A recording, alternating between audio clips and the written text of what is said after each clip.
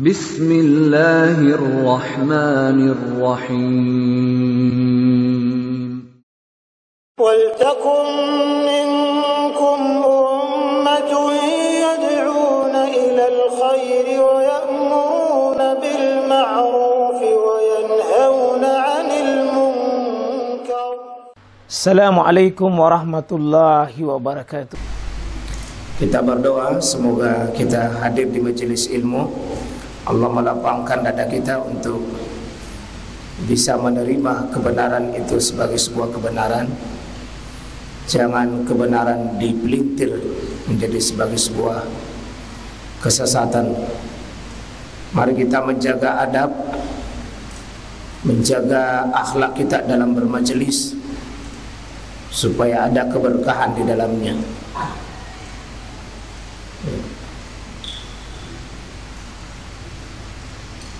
InsyaAllah di kesempatan kali ini kita coba belajar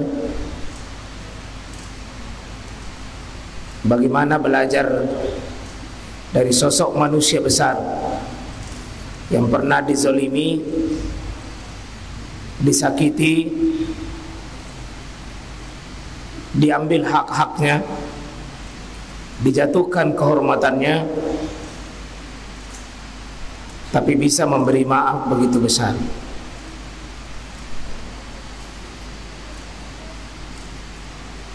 InsyaAllah ayat-ayat itu sebagai panduan buat hidup kita. Ada manusia-manusia yang Allah angkat lewat Quran, dibaca sepanjang masa, dan itu memandu hidup kita. Bukan cuma sekedar kita baca ayatnya, tapi belajar dari pelakunya langsung. Untuk bisa memaafkan, bisa kita belajar bagaimana menghapus rasa sakit itu ketika kita dizolimi, ketika kita difitnah, ketika kita dituduh, dinodai kehormatan kita. Kita belajar. Apalagi sekarang ini kita berada di dunia, begitu cepatnya tersebar sebuah berita. Kadang kita tidak sadar larut dalam sebuah berita yang kita tidak melakukan tabayun. Jadi berita ini tidak basi dalam Al-Quran, tapi mengajak kita jangan kita menjadi bagian dari orang yang kena ayat-ayat ini sebentar. Jangan kita menjadi pencetak-pencetak hoas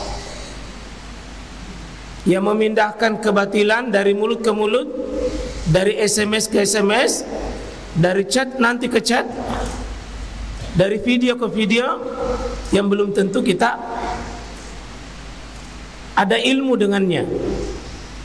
Siapa tahu kebatilan, tetapi kita turut menjadi bagian dari menyebarkan berita kebohongan itu. Kita berada di dunia media sosial yang begitu menjamur. Ayat ini sekalian bagus sekali. Apalagi kita dalam sebuah komunitas pengajian, komunitas ormas, atau komunitas halaqah ilmu, atau komunitas dalam sebuah gerakan-gerakan dan haraka dakwah, yang mungkin ada orang di dalamnya kita ikut menjadi pemberita yang tanpa sadar, mungkin tanpa kita sadari, kita masuk di dalamnya. Maka insyaallah sekalian, kita mengambil ibrah. Jadi kita selingi kitab, pembahasan kitab yang Qawaidul Hamsin, 50 kawaid besar dalam Quran. Kita coba ambil ini. Mungkin beberapa pertemuan, bayang, karena tidak bisa selesai dalam satu pertemuan. Mengambil ibrah dari hadisul ifki. Hadis itu berita, ifki berita bohong. Ifki itu kebohongan. merubah dari fakta yang sebenarnya ke fakta lain, yang biasa kita sebut dengan berita hoax. Nah, di tangan-tangan kita itu ada, gampang sekali pencet. Atau kita tidak sadar telah berbuat sesuatu. Kita mungkin gabung pada malam ini pendekatan ayat dan hadis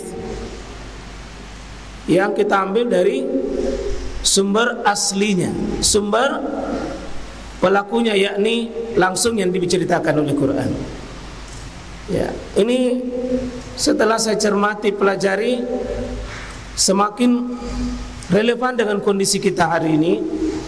Meskipun ini sudah pernah saya bahas di tempat ini tentang masalah ini, ya, karena ini ayat, ya, kita ulangi lagi supaya nanti ada suatu saat kita bisa mengambil pelajaran berharga. Ya. Jadi pertama pendekatan ayat, ya. Di pembahasan ini, ya, saya mengangkat pembahasan mukaddimahnya, perlu mewaspadai berita bohong. Gampang sekali orang terlibat sekarang. Dan kadang berita bohong ini senjata ampuh musuh-musuh Islam, baik dari golongan kaum kufar, kaum munafik, kaum musyrikin, kaum maasi sekalian, ahli maksiat, yang menggunakan senjata bukan senjata fisik, tapi senjata fitnah. Ini kalau pesantren atau Tahfizul Fathul Muin ini mau dihancurkan, Pak, sekejap bisa kalau ada orang yang bikin rekayasa lalu disebar. Dan bisa seperti ustaz-ustaznya, cepat bisa dengan berita hoax. Bagaimana sikap kita nanti menghadapi itu kalau ada berita? Seperti misalnya di Muhammadiyah, di ormas-ormas tertentu, misalnya di Tajdidul Iman. Kalau ada orang yang kita mau hancurkan, biasanya dengan bisa senjata-senjata ampuh ini pernah dipakai oleh orang-orang musuh Islam. Karena itu peran non fisik hari ini harus kita sadar, Pak. Ada perang yang lebih hebat daripada perang nuklir hari ini. Itu perang penghancuran kepercayaan kepada seseorang, penghancuran akhlak, penghancuran etika, bisa. Dan ini kadang jauh lebih dahsyat dibanding penghancuran secara fisik. Nah, ini kita belajar dari Quran ini. Kita belajar dari sini ini nih. Surah An-Nur, surah 24, 10 ayat. Di ayat 11 sampai 22. 10 ayat ini mungkin beberapa kali pertemuan kita bisa ambil nasihatnya. Ya, kita coba 10 ayat ini dengan satu tema besar. Yang tadi itu hadisul ifki, berita bohong yang tersebar pernah di masa Nabi Sallallahu Alaihi Wasallam. Dan hampir kenyataan seperti hari ini kaum muslimin, kita kadang-kadang tanpa sadar masuk di sini. Ya. Kita mulai dari sini. Auzubillahi minasyaitonirrajim. Innal ladzina, sesungguhnya orang-orang, saya sengaja ini beri warna berwarna-warni, 4 warna ini, Pak. Pertama, ja'u, yang membawakan kamu. Jadi bukan kita yang bikin, tapi orang yang bawa. Dari tetangga kita, dari sahabat kita, dari keluarga kita, dari grup kita, dari teman kantor kita, itu dia bawakan kita. Apa dia bawa? Bil if, berita bohong, berita dusta. Mungkin dengan banyak motifnya, Pak, banyak motif. bisa muncul itu. Berapa orang itu? Usbah. Usbah. Kalau usbah itu artinya segolongan. Berbeda penafsiran para ulama di sini. Berapa orang kalau usbah? Tapi 3 ke atas. Kalau 3 sampai 5 itu usbah. 5 sampai 10 juga usbah. 10 sampai 20 juga usbah. Berarti berita bohong seperti ini biasanya tidak berdiri sendiri, sambung menyambung satu sama lain. Tidak ada berita bohong, fitnah seperti itu hanya satu orang, tidak mungkin, tidak bisa terjadi itu. Harus dia pindah ke mulut, dari chat ke chat, dari grup ke grup, dari video ke video, muncul itu usbah. Tapi jumlah yang usbah ini tidak banyak. Dari komunitas 1000 mungkin 20 tidak mewakili sesungguhnya. Tapi ini pernah terjadi, Pak. Di masa Nabi, nah goncang itu kota Madinah, sepertinya hampir seperti kiamat itu Madinah, karena berita ifk. Dan itu jumlahnya tidak seberapa orang, cuma usbah. Tidak banyak yang terlibat, tapi menghebohkan.